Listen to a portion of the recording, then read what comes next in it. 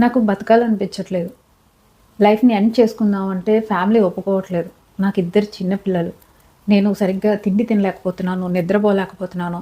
చాలా ఇబ్బందిగా ఉంది. చాలా కష్టంగా ఉంది. నాకైతే బతకాలనిపించట్లేదు. సో, ఈ మెసేజ్ ఫ్యూ అవర్స్ ముందు మన ఛానల్‌లో మన వీడియో కింద కామెంట్ చేయడం జరిగిందనమాట. ఇది చూసిన వెంటనే ఇమ్మీడియేట్‌గా నేనైతే వీడియో స్టార్ట్ చేశానండి. సో, చూస్తున్నారు కదా! ఎప్పుడులా కాదు నేను కొంచెం హడావిడిగానే రెడీ అయ్యి ఉన్నాను కదా! ఈరోజు నా బర్త్‌డే అనమాట. ఫ్రెండ్స్‌ని పిలిచాను. ఈవినింగ్ వాళ్ళొస్తున్నారు. దానికోసం ప్రిపేర్ అవుతున్నప్పుడు ఈ మెసేజ్ చూసి ఇమ్మీడియేట్‌గా నేనైతే వీడియో స్టార్ట్ చేసేసానండి. నాకు ఒక విషయం అయితే చెప్దాము అని చెప్పేసి అనిపించింది. చాలామందికి హెల్ప్ అవుతుంది. జస్ట్ ఎవరైనా ఆర్థిక సమస్యలతో ఇబ్బంది పడుతూ ఊపిరి సలపనటువంటి సిట్యుయేషన్‌కి వస్తే అంటే నేను ఆల్రెడీ మన వీడియోస్‌లో చెప్పాను కదండీ! ఫ్యూ మూమెంట్స్ నాకు కూడా అలాంటి ఇన్సిడెంట్స్ ఉన్నాయి లైఫ్‌లో. ఏం చెయ్యాలో తెలియని పరిస్థితిలో ఉన్నాననమాట. అంటే నేను చేసింది ఏంటి చెప్తున్నాను. నేను ఏంటి అంటే పర్సనల్‌గా పర్సన్స్ దగ్గరికి వెళ్ళి ఎప్పుడు కూడా నేను డబ్బులు తీసుకోలేదండి. అంటే బయట వ్యక్తుల దగ్గర వడ్డీలకి అప్పులు తీసుకోలేదు. అది నేను చేసిన ఒక మంచి పని. ఎందుకో అలవాటు లేదు. ఎవరిని అడగడం ఇష్టం లేదు. కొంచెం ఉంటది కదండీ! ఆ సెల్ఫ్ రెస్పెక్ట్ వల్ల. సో, పర్సన్స్‌ని అడగడం ఇష్టం లేదు. ఓన్లీ నేను అడిగింది నా ఓన్ ఫ్యామిలీ మెంబర్స్‌ని మాత్రమే అడిగాను. వాళ్ళు కూడా ఒక టైంలో చేస్తారు కానీ ప్రతిసారి చేయలేకపోతారు కదా! సో, అలాగా కొన్ని సిట్యుయేషన్స్‌లో వాళ్ళు చేశారు. కొన్ని సిట్యుయేషన్‌లో చేయలేకపోయారు. అప్పుడు నేను ఓన్లీ డిపెండ్ అయింది బ్యాంక్స్ మీద మాత్రమే అనమాట. సో, నాకు ఇబ్బందులన్నీ కూడా బ్యాంకులతోటే ఉన్నాయి. అంతేగాని పర్సనల్‌గా ఎవరు మనుషులతోటి లేదు. దానివల్ల నేను కొంచెం సేఫ్ అయ్యాను. అది వరకు చెప్పుకోవచ్చు. ఓకే. సో, ఇప్పుడు సిట్యుయేషన్స్ ఒకవేళ మీకు ఎవరికైనా ఇలాంటి ఆర్థిక పరమైన ఇబ్బందులుండి బయట వాళ్ళతోటి లేకపోతే బ్యాంకులతోటి క్రెడిట్ కార్డులు, పర్సనల్ లోన్స్ వీళ్ళైతే అస్సలు ఒప్పుకోరండి. ఇప్పుడు ఇలాంటి సిట్యుయేషన్స్ ఉన్నప్పుడు మనం ఎట్లా రెస్పాండ్ అవ్వాలి అని చెప్తున్నాను. ఈ మెసేజ్ పెట్టింది నాకు తెలిసి ఓకే అండి, పేరు ఎందుకులే గానీ సో, ఇలాంటివి చాలామంది ఉండే ఉంటారు సిట్యుయేషన్స్. దాన్ని ఎట్లా ఫేస్ చేయాలి అని చెప్తున్నాను. చావు అనేది ఎప్పటికీ కూడా అది సొల్యూషన్ అయితే కాదు. ఒక విషయం అయితే ఆలోచించండి. మనం పుట్టింది ఏమీ చేతగాక, చెయ్యలేక చచ్చిపోవడానికా? దానికేనా పుట్టాము? సో, ఇంతోటి దానికి ఎందుకండి మరి మన చిన్నప్పటి నుంచి మనం ఏదో సాధించాలి, లైఫ్‌లో ఏదో అవ్వాలి అని ఒక యాంబిషన్స్ తోటి, ఒక మంచి ఫ్యామిలీ గురించి కలలు కంటూ, మనకంటూ ఒక జీవితము, మనకంటూ పిల్లలు, ఇయన్నీ ఆలోచించుకుని ఉంటాం కదా! సో, మరి ఇవన్నీ వేస్టా? పరిస్థితులకి లొంగిపోయి చనిపోవడానికా మనం పుట్టింది? ఒక విషయం చెప్తున్నానండి. సమస్యలు కోసం భయపడి పారిపోతే అవి మిమ్మల్ని వెంటాడి వేటాడి వేధిస్తాయండి. Please stop.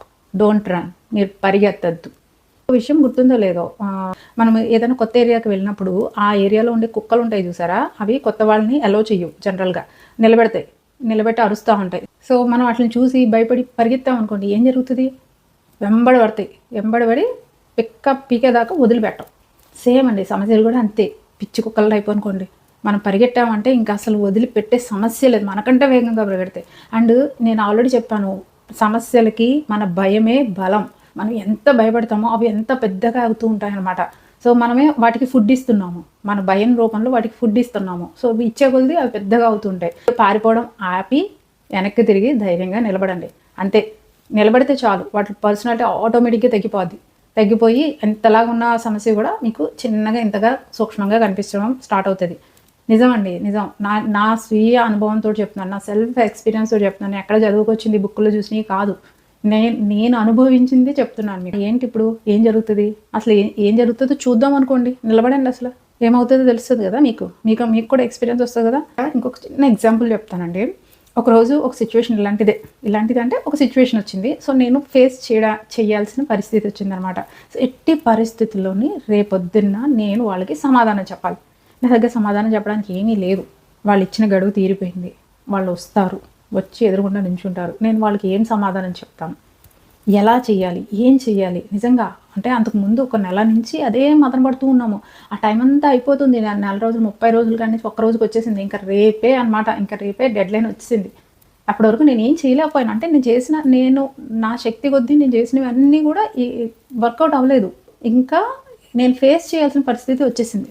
ఇంకా ఆ పరిస్థితి ఎలా ఉంటది అంటే దాన్ని అనుభవించిన వాళ్ళు మాత్రమే అర్థం చేసుకోగలరండి. నేను మాటల్లో అంత బాగా చెప్పలేనేమో.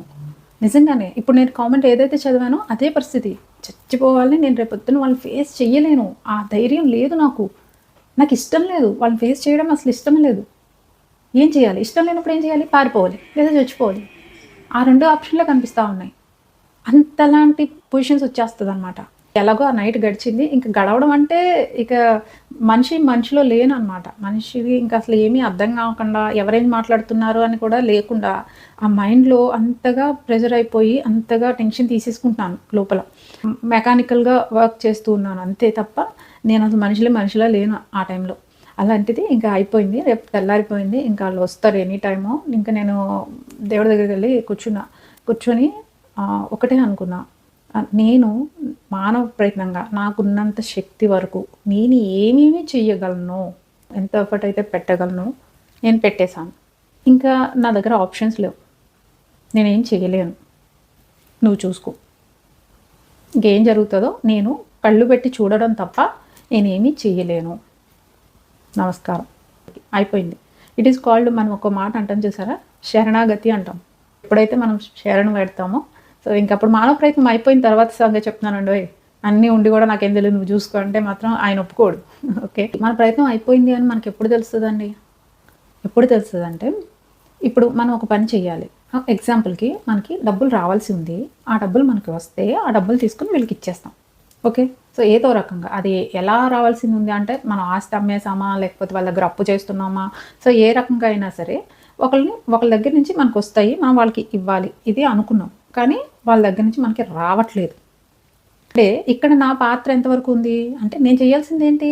ఆయనకి అడగడమో, లేదా రిక్వెస్ట్ చేయడమో, లేదా మన పరిస్థితిని ఎక్స్‌ప్లెయిన్ చేయడమో మాత్రమే చేయగలను. నా రోల్ అంతవరకే. ఆ తర్వాతది ఎవరు చేయాలి? పలానా వ్యక్తి చేయాలి. అంటే అతను చేస్తేనే ఈ పని కంప్లీట్ అవుతుంది.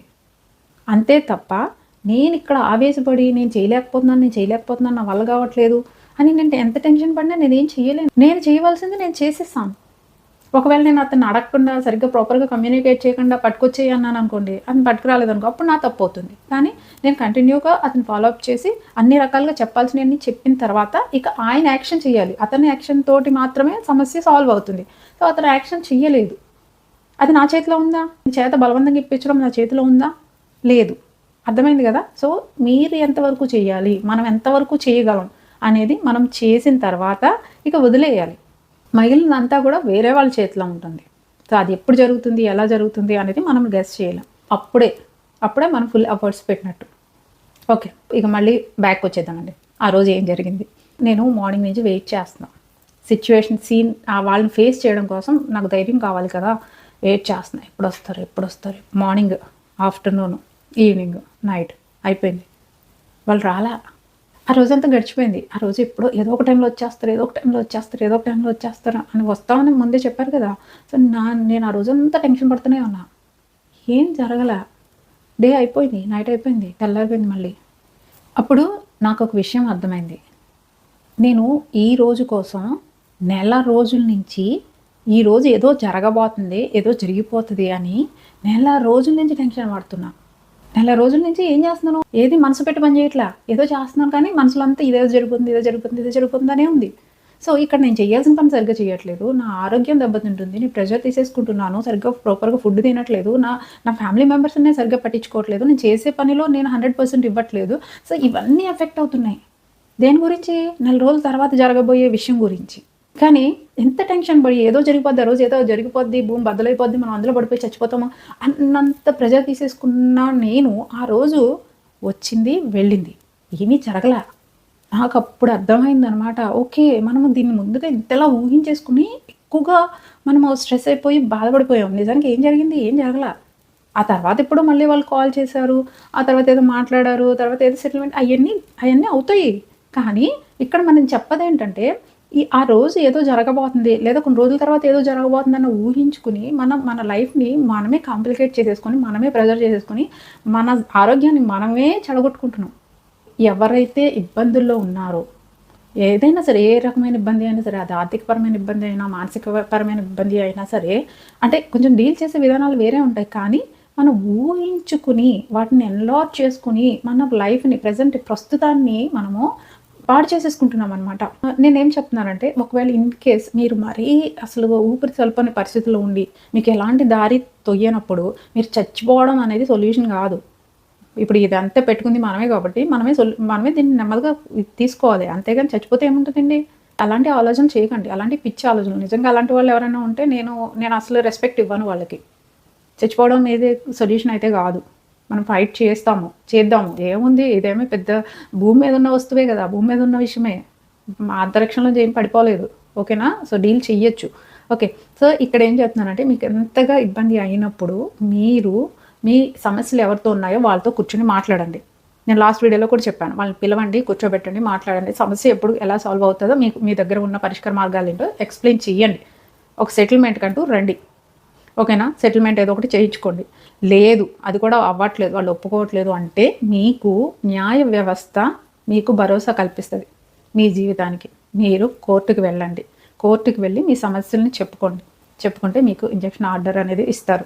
దానివల్ల మీరు ఎవరి దగ్గర అయితే అప్పులు తెచ్చుకున్నారో, లేదా ఎవరు ఈ ఆర్థికపరమైన లావాదేవీలు జరిపారో వాళ్ళు వచ్చి మిమ్మల్ని ఇబ్బంది పెట్టకుండా మీ ఇంటికి రావడం కానీ, మీతో అనుచితంగా ప్రవర్తించడం కానీ, అనుచితమైన మాటలు మాట్లాడడం కానీ చెయ్యకూడదు. ఓకేనా? ఇది మీకున్న రైట్. ముందు మీరు దీని గురించి తెలుసుకోండి. జీవించడానికి మనకున్న హక్కుని న్యాయ వ్యవస్థ ద్వారా మనం కాపాడుకోగలం.